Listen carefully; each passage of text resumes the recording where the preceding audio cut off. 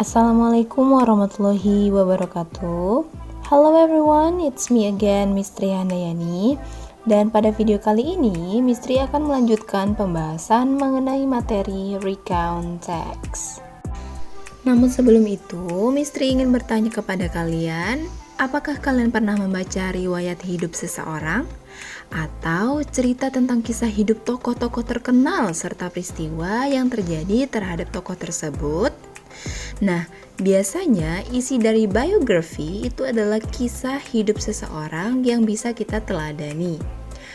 Well, kali ini kita akan bahas tentang biografi ya.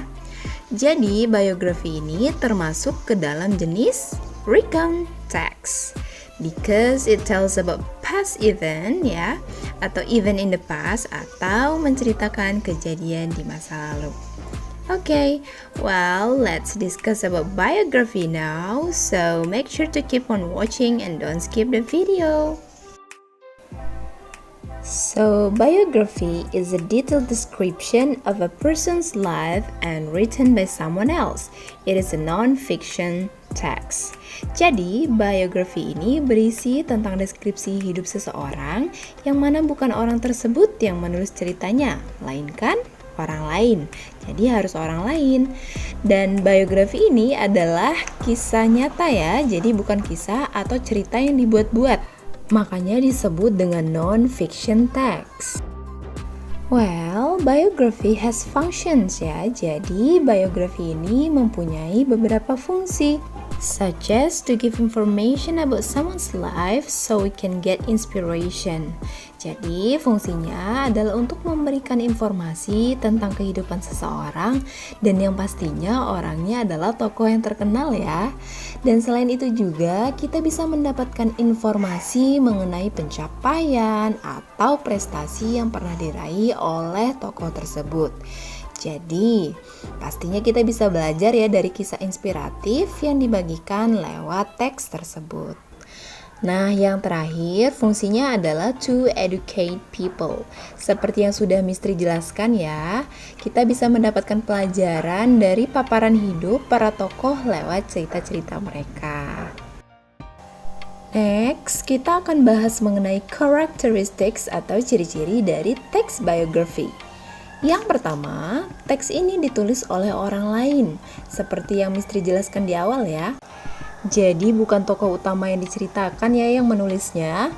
Contoh nih, ada biografi tentang Najwa Shihab.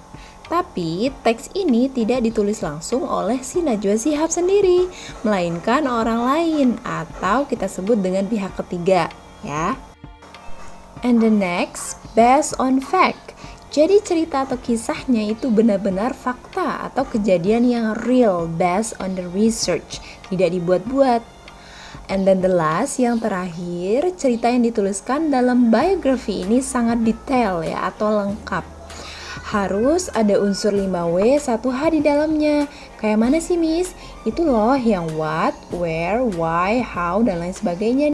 Jadi, kalian akan menemukan informasi contohnya seperti where does she live, and etc. And then, biografi itu juga ada jenis yang panjang, ada juga yang pendek ya. Nah, kalau yang biasa kalian temui dalam teks ujian, itu yang jenisnya pendek atau short. And then the long biography, yang panjang, itu biasanya dibuat dalam bentuk buku. Nah, sekarang kita akan bahas mengenai language features-nya. Karena teks ini menceritakan event yang terjadi di masa lalu, maka tentunya kita menggunakan simple past tense dalam teks tersebut, ya kan? And then selanjutnya, using temporal sequence and conjunction. Jadi kita menggunakan keterangan-keterangan waktu serta kata penghubung agar teksnya lebih padu begitu ya, dan juga lebih koheren. Well, tadi kita sudah bahas characteristics dan juga language features. Sekarang misalkan jelaskan secara singkat nih structure atau kerangka dari teks biografi. Supaya pada saat kalian nanti menyusun teks biografi, kalian sudah tahu nih bagian-bagian apa saja sih yang harus ada dalam teks biografi. Nah, structure yang pertama yakni orientation.